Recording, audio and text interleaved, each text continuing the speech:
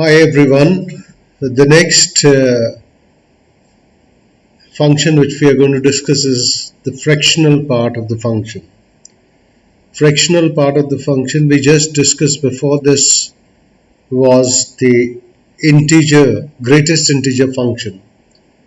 A number consists of two parts, the integer and the fractional part. So we say number is 2.375. Suppose we take any number x 2.375, and if I want to take the suppose fractional part, the greatest integer of x here, it will be 2. We told you that we locate the number on the number line 2.375 somewhere between 2 and 3, and then move from that number to the left on the number line, and we find the first integer immediately, which is found on the left side, which is 2 here. So this box represented the greatest integer of the function. Now the fractional part of the function is represented by like this, denoting the enclosing x between curly bracket. This represents a fractional part of the function. For example, in 2.375, if I want to write the fractional point of 2.375, it will come out to be 0.375. You get the fractional part. You get the fractional part of the number. For example, if I have the number, as I told you, the number will be always the integral part of the number plus the fractional part of the number. The number x will be always sum of the integral greatest integer function plus integral part of the number, which is greatest integer function, plus the fractional part of the number. In another way, if I want to write x plus fractional part of the number is x, or how will I obtain x? X minus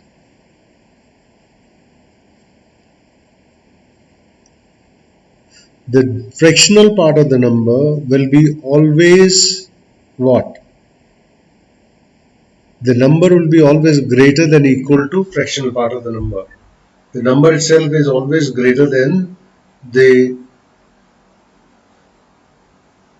fractional part of the number. The number itself is always greater than equal to fractional part of the number. If from the greatest integer function, if suppose the integer is the integer, then obviously greatest integer function will be the same as the integer s. Now let us talk about some numbers. Like if I say, somebody says, suppose x number is 7.3. So the greatest integer function of this will be 7, and integral part will be how much? Fractional part of the function will be 0.3. It will be 0.3. And if you add both of them, if I add 7 plus 0.3, you will get x. So x is equal to the greatest integer function plus the fractional part of the function. Suppose a number is x is equal to 10.0, or simply 10. If it is 10, then greatest integer function will be 10 and fractional part of the number is 0. Fractional part of the number is 0. Please remember the fractional part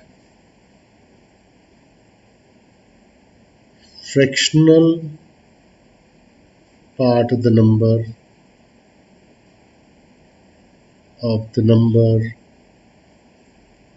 is always positive. Number is always positive. Is always positive. Number 1, it is always positive.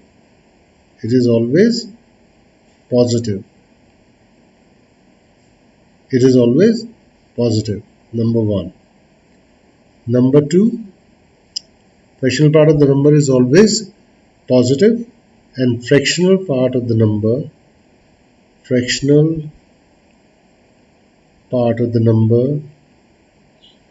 part of the number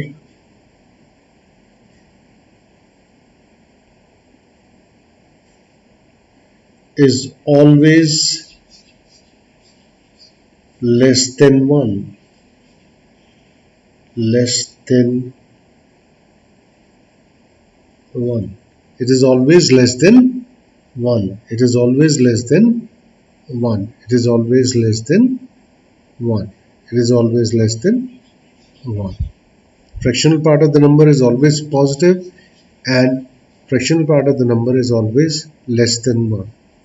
Now, in greatest integer function, there was no problem when finding the negative numbers, when we were looking for greatest integer function of a negative number. Here there is the condition is that it is never going to be negative. And let me consider a negative number. For example, if x is minus 11.82. Now I will do the greatest integer function also.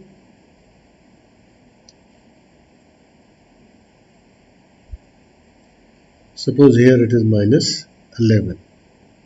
Here it is minus 12.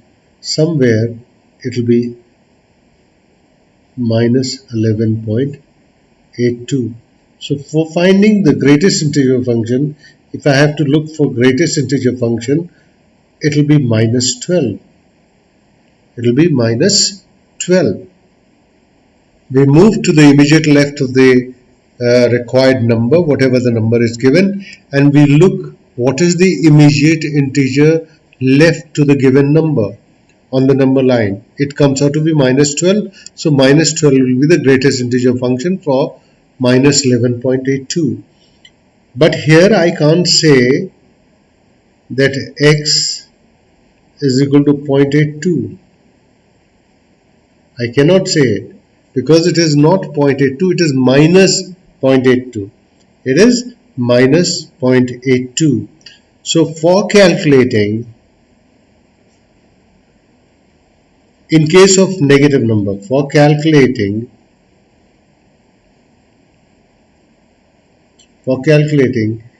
the fractional part of the number,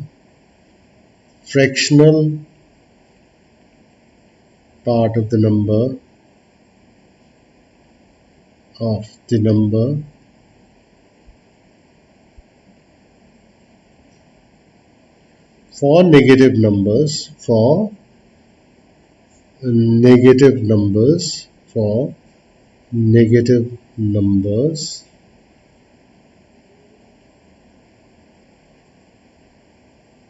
subtract the decimal part, the number after decimal, the digits after decimal,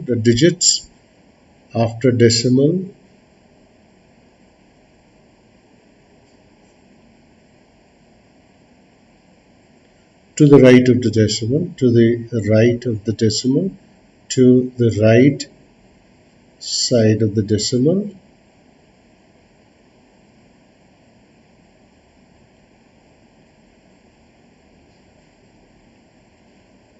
from 1. We told you that fractional part will be always less than 1. It will be always greater than 0, less than 1. So for example, if the number was x is equal to minus 11.82, it was minus 11.82. Here we told you the greatest integer function is minus 12, but for fractional part 1 minus 0.82. Whatever the number is to the right of decimal, subtract it from 1. It will come how much? 818, 0.18. So fractional part of minus 11.82 will be 0.18. It will be 0.18. It will be 0.18. If we are calculating the fractional part, then it will be 0.18. 0.18. For example, if it is x is minus 11.7, minus 11.7. So the greatest integer function of minus 11.7 will be minus 12. And if I want to calculate the fractional part of minus 11.7, what I'll do is I will subtract from 1 0.7, which will come 0.3. It will become 0.3. It will become 0.3.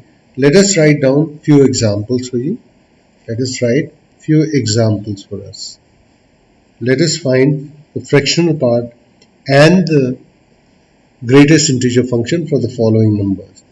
Like x is given as 11.5. X is given as 11.5. So greatest integer function of 11.5 will be what? It will be 11 only. When from 11.5 you move to the left, and the first integer which you will come across will be 11. And what will be x? It will be 0.5 only. Please notice here it is not a negative number. So I don't have to subtract from 1 because it is already positive. We told you the fractional part has to be positive. That is why in case of a negative number we were subtracting it out of 1, because fractional part has to be always less than 1. For example, x is minus 3.2. If it is minus 3.2, then the greatest integer function for this will be minus 4. Because when you move from minus 3.2 on the number line to the left, the first integer immediately after minus 3.2 will be minus 4. And what will be the fractional part? Fractional part will be 1 minus 0.2, that will become 0.8. Remember, in negative, when numbers are negative, we are going to subtract it out of 1, because the fractional part cannot be negative. It has to be less than 1 and positive. For example, if x is 5.8, then the greatest integer function will be 5, and the integral fractional part of the number will be 0.8. Here we are not making any change. Here we are not subtracting. For example, x is equal to minus 3.9. So fractional greatest integer function for this will be minus 4.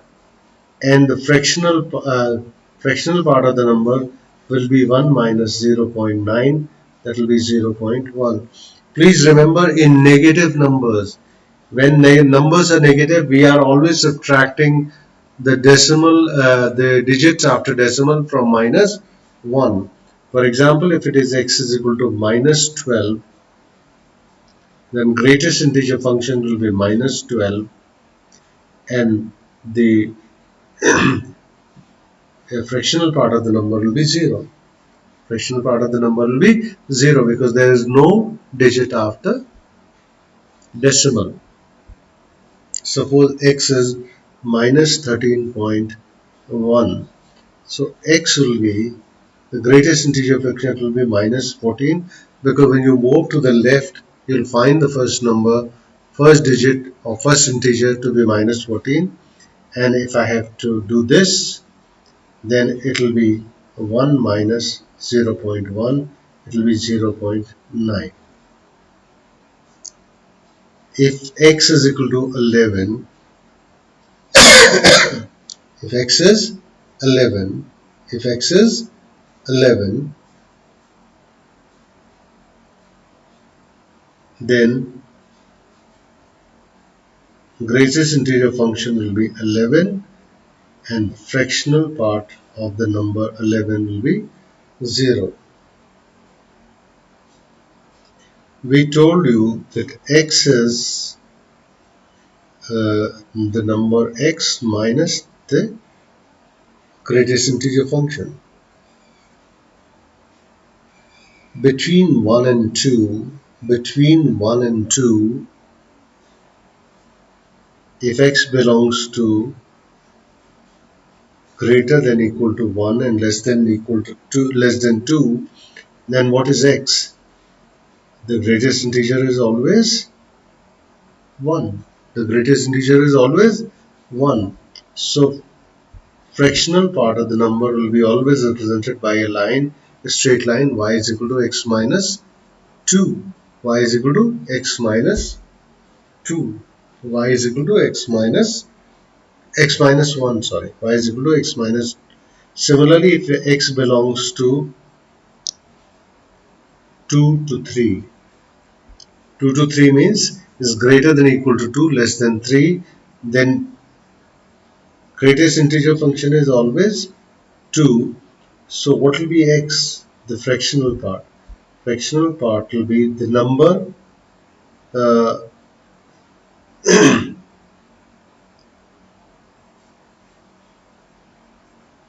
x minus 2. This will be represented by a line x minus 2.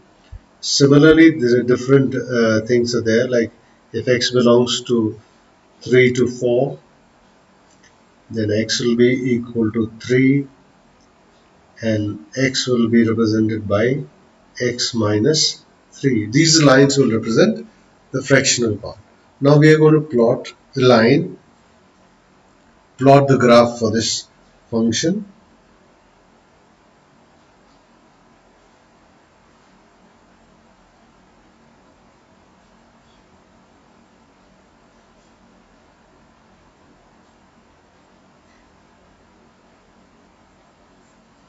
This is x dash, xx dash, and this line is y is equal to 1. This line is y is equal to 1, this line is y is equal to 0. 0, 1, 2, 3, 4, 5. Minus 1, minus 2, minus 3, minus 4, minus 5.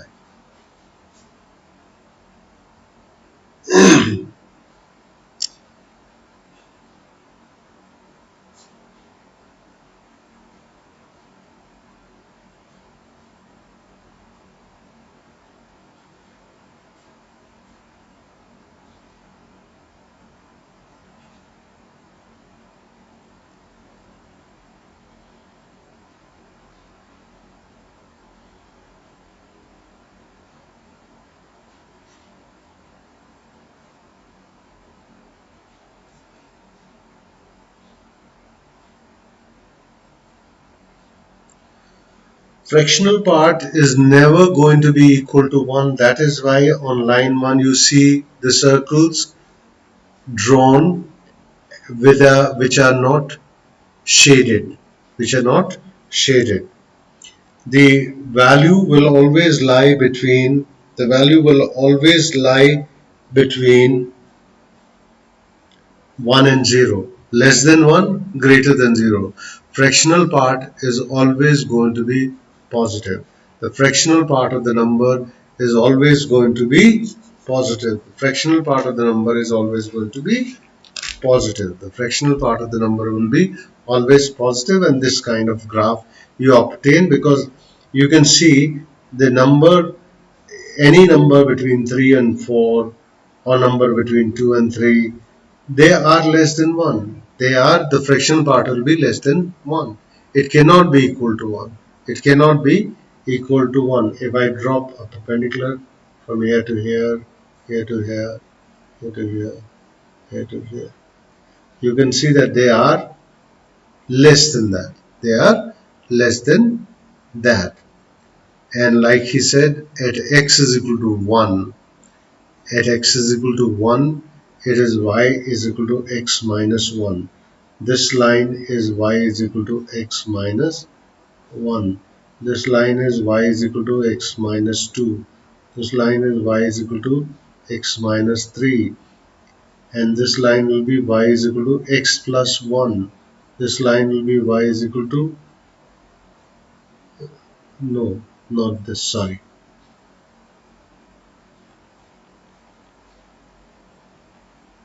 This line will be y is equal to x plus 1. This will be y is equal to x plus 2. Y is equal to x plus 3.